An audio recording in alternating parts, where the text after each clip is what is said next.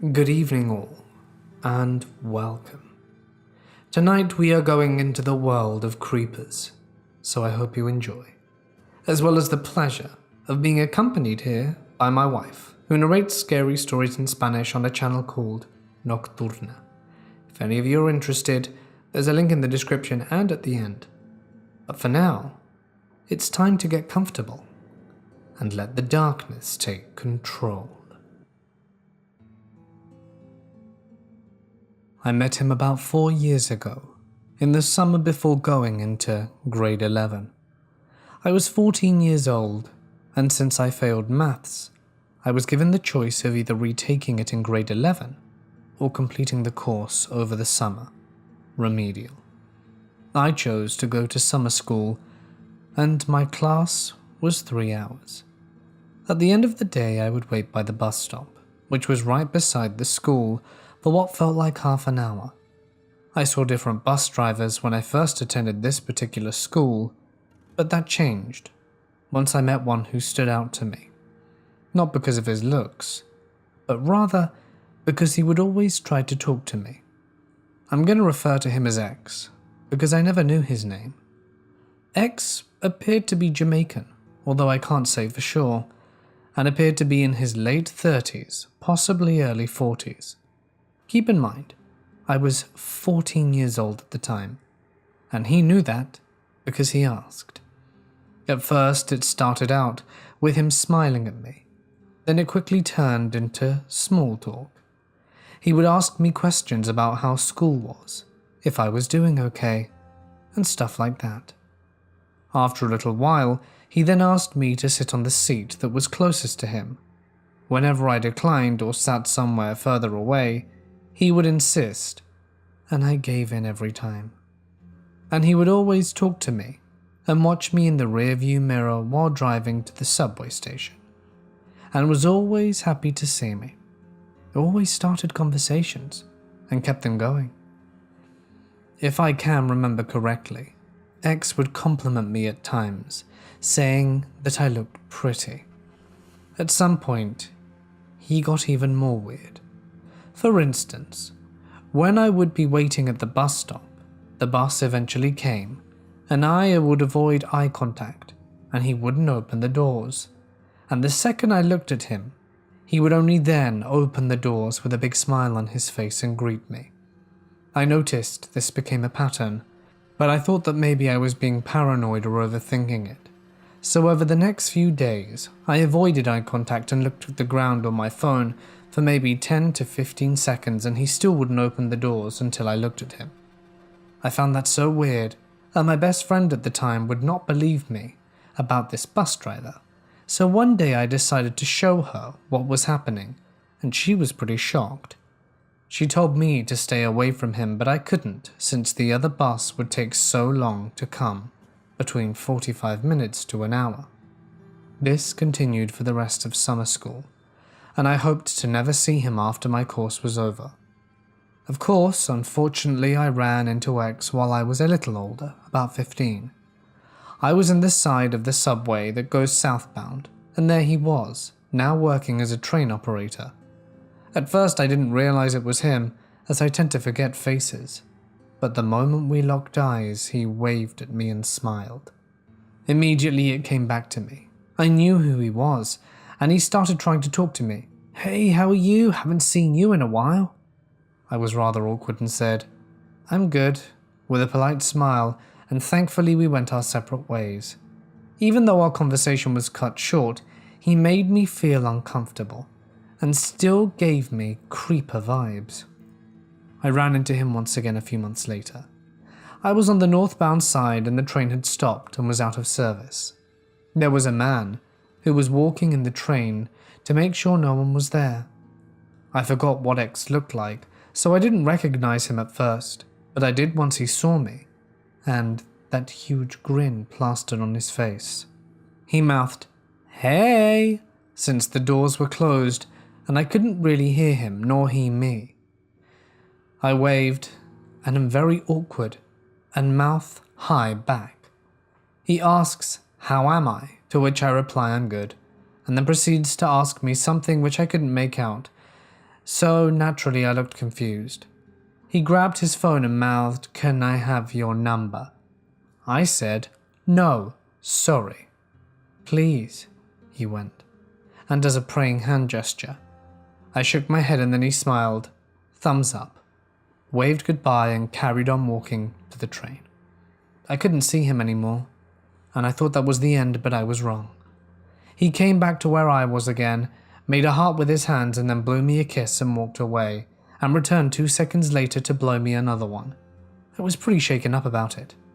I may not remember his face, but I will always recognize that smile and the way he goes, "Hey."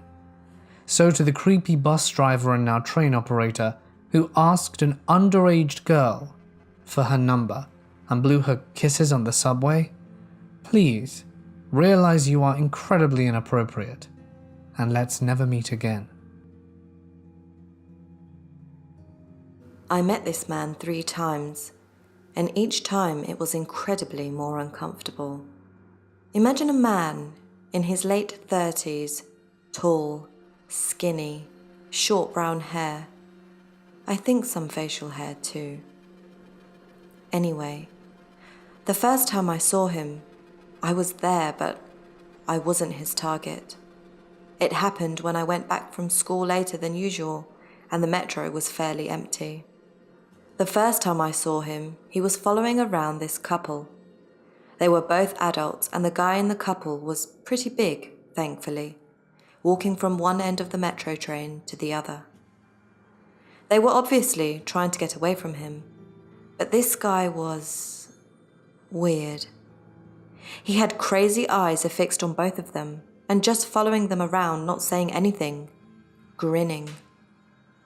I only caught a glimpse of this, but the couple was visibly uncomfortable with this guy, and he was not giving up. I remember thinking, thank God he didn't stop for me, since I was alone, and no one was really around aside from those two. I swear, I think I jinxed myself. The second time I saw him, I was in the subway again, going to school. You know that creepy-ass thing when you're holding the bar and then the person above lowers their hand on top of yours? Yeah. At first, I thought it was an accident, so I lowered my hand, but he moved it again back on top of mine. I had my head down looking at my phone, I think, so when I looked up, he was right in my face, way too close to me. He was just staring at me, straight in the eye. Mind you, I'm the kind of person that will have a stare down with a stranger if they insist on staring at me, so I'm not exactly shy. But he creeped the hell out of me. It was fairly crowded, so I squeezed myself past a few people and sat down on a chair a few meters away in hopes he would just stand by the bar and leave me alone. Wrong. He sat on a chair on the row in front of me and just stared. He also had this smile on his face. Just thinking about it makes me uncomfortable. I can't exactly convey what he made me feel like, but I think it was just a lot of anxiety. It was enough to make me panic a little bit when the chair next to me was empty. Luckily enough, we were coming to a stop, so I stood up. It was a stop earlier than I'd have to get off, but I was not going to stay on the train. He promptly stood up too and started coming towards me. Because it was crowded, I pretended to get off, but instead of that, I cut through the line of people and ended up on the other side of them, away from that guy. I hid in a corner until the doors closed, and sure enough, I see him outside on the platform. It upset my stomach when I realized that he was going to follow me off the train, and that I would have to stand there with him or be late to school because of it, or worse. There wasn't any security, and it's not that unusual to meet creeps since I lived in the capital. So I was shaken up for a bit, but then I forgot about it. Months later, I'm on the bus with a friend of mine. I'm a girl, my hair is short.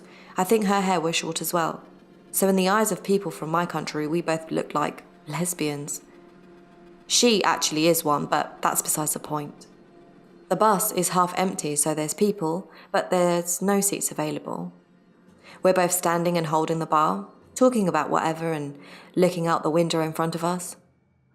The bus stops abruptly and this guy loses balance and sort of bends over in front of us.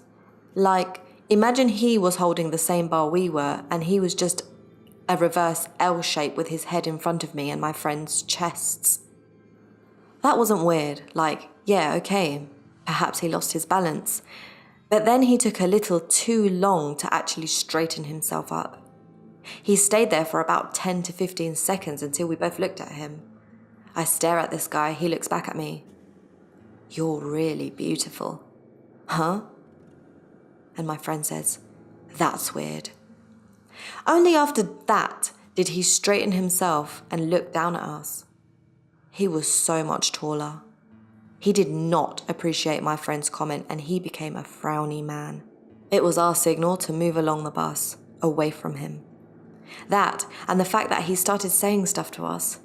I can't remember exactly what it was, but it was along the lines of, "What's your bloody problem? Can't I just compliment a nice girl?" It was only after, when we went to the front of the bus, that I finally realized that it was the same guy from the subway. If it hadn't been months, I would have suspected he had stalked me. But because it was in the same area-ish that I would get off the metro, I assumed he would just harass anyone he found. After we went to the front of the bus, he let loose. He started screaming at us about how we were lesbians, about how we were the devil, and how we should be eradicated, and that we're disgusting, and that he wishes the Soviet Union would come, take over, and burn people like us down. In retrospective, I really feel bad for my friend. I'm sure those comments might have gotten to her more than they did to me.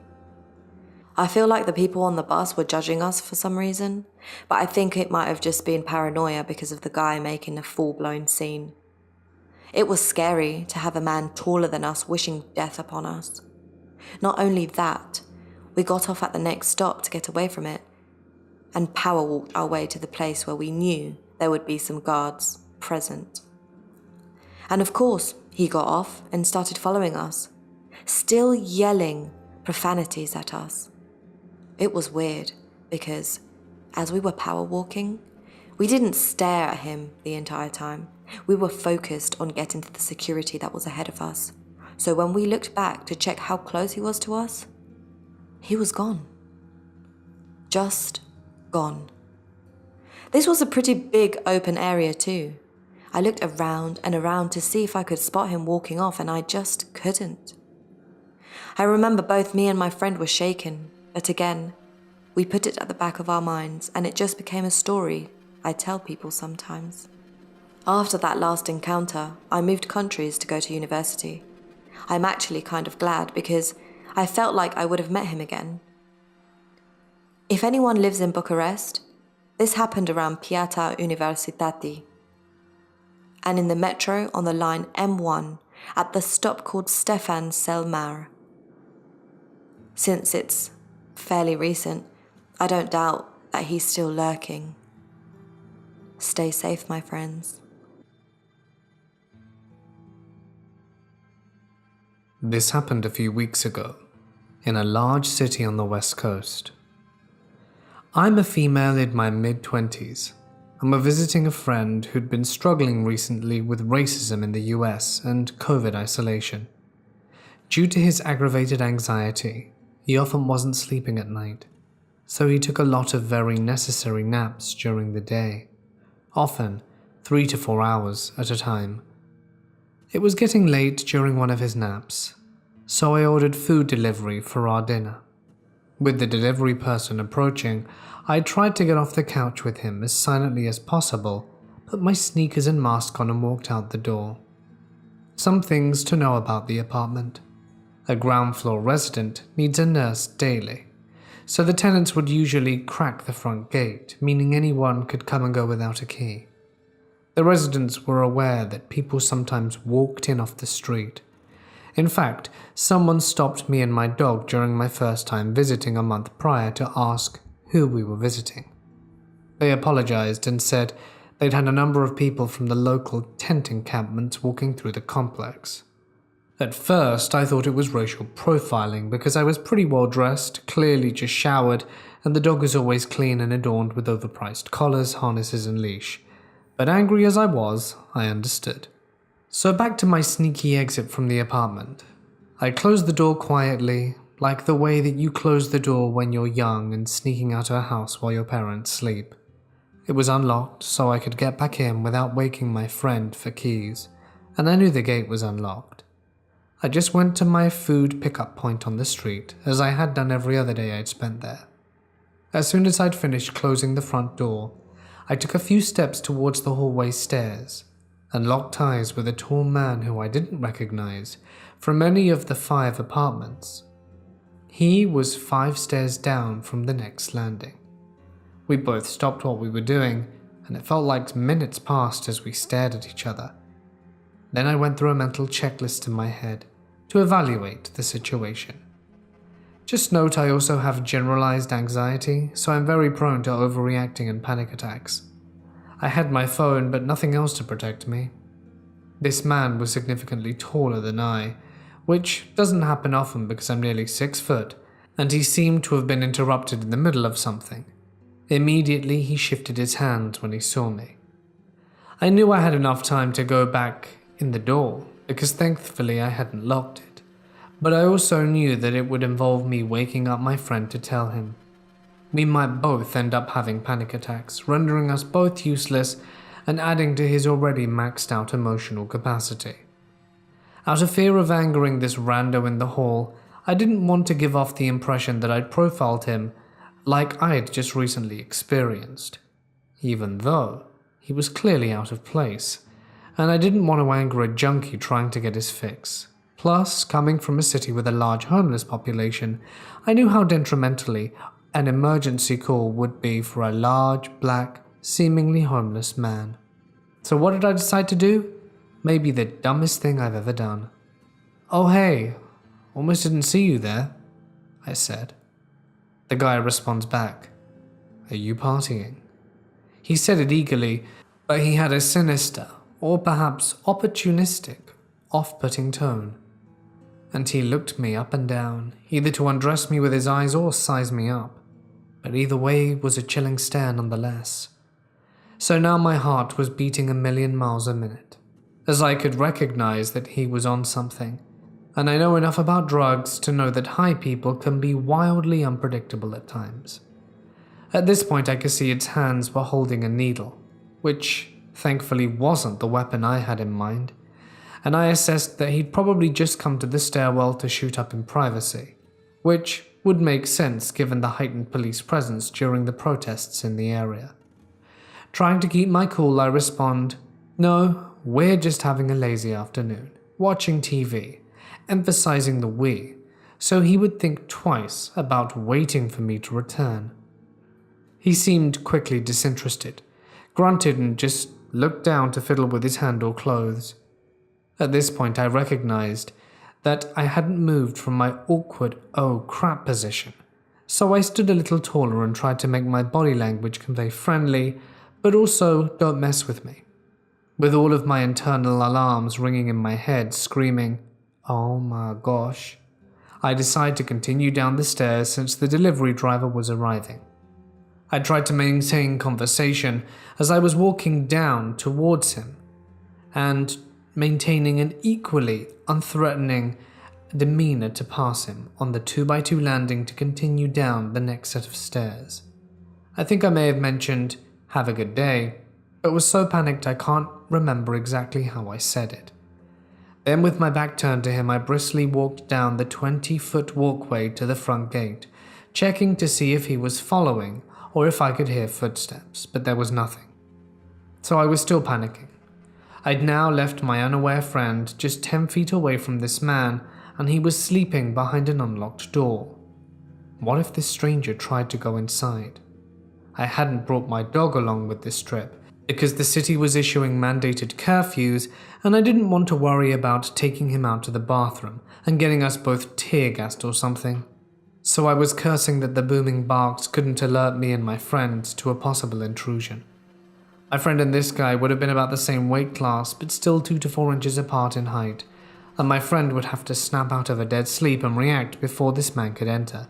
And even if I could hear my friend react, I wouldn't have a way to get back in if the guy got inside and locked it, aside from breaking the door down. And even if I could gain access inside, how much assistance was I going to add?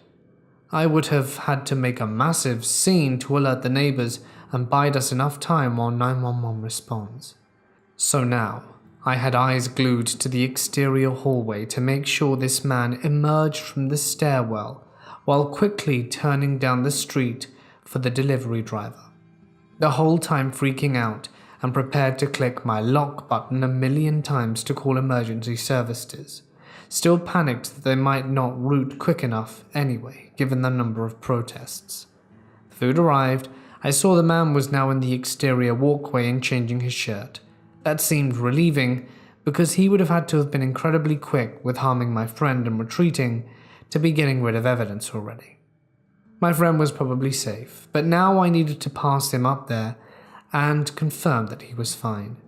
He was still within the gate, so I knew I'd have to pass him again using the 3-foot wide walkway, and from my experience trying to watch the hallway, anyone outside would have had to have been standing at a very specific angle to see us on the street.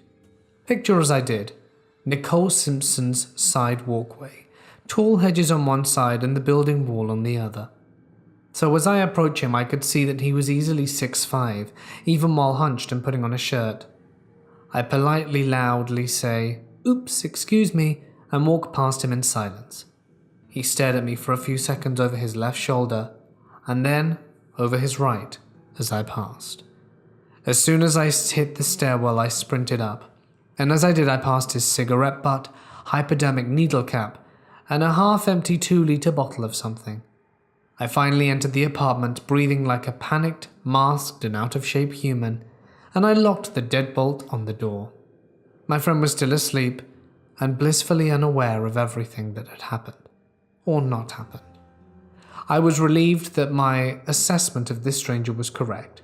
He was just someone who needed privacy from the street and any windows to shoot up. But also I was freaked out at how badly it could have gone because of the unknown variables, and having made a number of decisions that could have endangered me, my friend, and everyone else with an unlocked door. I sat there looking out the blinds to check that the man had left the outside walkway and thinking that I should tell my friend to text his neighbors about locking the gate. Then I thought to myself that they already knew that, and my friend got visibly more anxious whenever we passed encampments of people who had been living on the sidewalk. So I decided to keep it to myself in some weird way to spare him additional anxiety. I still don't know if this was the right decision.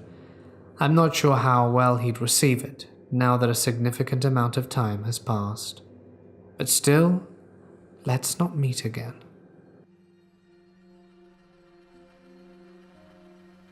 This happened to me 4 years ago. At the time, I was 17 years old, and I had been offered a job at a classmate's mum's mini market. Here in my country, I'm in South America for context, those are pretty common and sell everything from frozen food to bathroom necessities. Usually, people will build a tiny separate building next to their houses for it and work the store themselves. Every condo or village, these seem to mean something entirely different here. Every condo or village, which seem to mean something entirely different here, has one of these mini markets in every main street. Anyway, my classmate's mum offered me to work there, Monday to Saturday, 8 a.m. to 4 p.m, with some very good cash and free lunch. We lived about a mile away and my house was directly connected to his by a cycle path. So, I would get to use my brand new bike as a means of transportation. Basically the perfect job for a teenager. I did not enjoy working there, don't get me wrong. I actually like working and I like money, but this store had too much going on in it. So I had to make ice cream cones, bag chicken breasts, laminate ham and cheese. Again, I think those things already come laminated in most countries. I had to work the coffee machine and keep everything immaculate and in order, while checking that all of the stuff this lady had on her store wasn't expired. Keep in mind, I'm talking January 2014, and I found a bag of sausages that expired on January 2013 being sold during my first week there. Overall, it wasn't really abusive. She just didn't know how to manage her store or her money. That's a completely different story though. But, by the way, my ex-boss, let's not meet ever again because God, your store was so unsanitary. Anyhow, one of my many jobs there was keeping an eye on fruit and veggies, meaning checking for the rotten ones and throwing them away and refilling the tomatoes if the shelves were empty. There was only one huge problem for me. Being a 5-foot girl weighing only 120 pounds, the 45-pound potato sacks were an issue. For context, right in front of the store there was a huge green area, and we have public workers, gardeners who take care of them. They have one specific person in charge of specific areas, so the same man would always be there doing his job. Let's call him Pete. Back when only my boss and her family worked their store, they would ask Pete for help to take the potatoes from the car and drop them at the back of the store. He would always help, and the only thing he asked for as payment was a cup of coffee and a sandwich. This man was in his late 50s, didn't go through education, he couldn't read and usually asked me to read the newspaper to him. And even though he didn't seem to have any kind of mental handicap, he would not understand that there were limits to how you approach people and what is and isn't appropriate. More on that later. Anyway, whenever we had to take the potatoes out of the car, my boss would phone him and he would come quickly. As he had a red bike with an engine attached to it, everyone was very comfortable with him. He was just an old man who helped with the heavier duties and asked for very little in return. As I started learning the job, my boss wouldn't be around to help me when I had doubts, meaning I was completely alone in the store. I would struggle by myself on moving the potatoes from the back of the store and often would lose a piece of a fingernail or something. Because of this, whenever she left, she would ask the gardener to keep an eye on me and help me with it. The problem began pretty quickly. I have interacted many times with people with conditions, and I'm not trying to be rude, but when someone has some kind of mental health issue or syndrome, even if they can normally function and even have jobs, you can kind of tell. And I assure you, this man was completely healthy and normal. Looking back, I think he was using his lack of education as a way to shield his behavior, and so people pitied him and felt guilt for not liking him and tried to take advantage of the girls who worked there. There had been some before me. I never met them. He would fixate on certain topics, always repeat the same conversations, become way too close to me and my co-worker, another classmate. He would stand up too close and talk some very personal problems with me. Keep in mind, he was 30 years older than me. I was underage. He became another one of the many unpleasant things that I had to deal with on a daily basis. As weeks progressed, he gave me his phone number so I could call him when I needed assistance. I never called him, because I, of course, didn't want to be around him and because I'm the kind of person who thinks they don't need help. When he realized I wasn't calling him, he tried to push me into giving him my number. I never did it. So he would stay right in front of me in the store and come in every 20 minutes. He gave me a bicycle seat, and even though I told him I didn't want it, that he could keep it, he removed my original brown seat and put the one he had got me. He would tell me he was single and owned a house. He would call me pretty and try to play with my hair, etc. I was severely uncomfortable around him, but nobody seemed to be bothered by any of those things. It made me feel very awkward and guilty for feeling these things, which only contributed to the already disappointing feeling of working in this unsanitary place. I decided to do my best to ignore him, but when he realized I was distant, he started accusing me of being mean with my boss, but nothing else. It was only a summer job, so I thought I just had to stand it for a month and it would be over. But oh, no, it was not. One good day, 2 weeks before I had to leave, he tells me he is in love with me. Dead serious too. I was 17, and I had no experience with love and such. I had never had anyone tell me something like that. Usually, I'm a very short-tempered person and snap easily, and could have told him to stop messing around with me. But this just left me speechless. He had already been flirting with me for 2 months, even though I was underage. He had given me presents. I had seen him lift 2 potato sacks on one shoulder, and he could certainly do as he pleased with me. I started to sweat. I was feeling violated, even when he wasn't trying to approach me. But he just stared so deeply into my eyes that it was clear he was trying to make me feel inferior. I didn't know what to do, and he wasn't leaving the store. My boss arrived like 10 minutes after this, so he started chatting with her. But I was left feeling violated for the rest of my shift. 2 weeks later, my contract ended for the summer. I thought I would never see him again. But again, how wrong I was. There are green areas where I live too. One day, as I was walking my dog, I see a bright red bike with an engine attached to it next to some swings in the park. I recognize it. It was his bike. He saw me and ran towards me, crossing the street even though cars were coming. I have 3 dogs. One is a pit bull mix and another a husky mix. The third one is a Yorkie. And none of them liked him. You would think that my big dogs would stop him from standing so close to me, but no. And he only took a few steps back when my pit bull tried to bite his hand.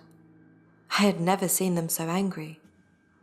He told me his boss had realized he was slacking on his job to help the store, and he didn't like that. So he has moved to another area away from that store. You know which area? Mine. He insisted on asking where my house was, just like he insisted on my phone number back in the day. My house was 1/4 mile away, but I told him I lived in the opposite direction because, of course, I didn't want to tell him where I lived. That day, I told my mum about this creepy old man and all the things that he had done to that point. She yelled at me for not snapping at him or something, like she didn't understand this man could carry 2 sacks of potatoes at one time. I asked her not to tell my dad because he would get so mad at me. Yep, that's the kind of parent who get mad at their kids for things that aren't even their fault. You know, they once yelled at my brother when he had his phone stolen on the bus by the guy with a knife. Irrational, I know. My mum did tell though. The next day, my father mysteriously offered to walk the dogs. Wasn't usual for him. And the day after that, Pete wasn't around, nowhere to be seen. Mum told me later that my dad approached Pete and threatened him. Knowing my dad, he probably told him about his military background. My dad even made Pete speak to his boss about moving him to another area. My city is pretty small, so I still see him when I go on longer walks about 4 miles from my house. But he no longer tries to talk to me. Instead, he keeps his head down and starts moving faster to the opposite direction. Goodbye, you old creep. Let's never meet again. When I was about 12, I was at the mall with my parents during the holidays, shopping. I had gotten a walkie-talkie set and was really stoked on them, and for some reason I brought it to the mall with us. My parents were doing some Christmas shopping in a big box sports goods store, and I was bored out my mind, so I asked if I could wander around the mall and could use the walkie-talkies to let them know when they were ready to go. This was over a decade ago, so I don't remember what led up to this or why I announced my presence. Was listening to various channels, nor do I remember exactly how the conversation went, but it was something like this. A male with a distinctly creepy sounding voice asked me where I was. I stupidly told him I was at the mall, even though alarm bells were going off in my head.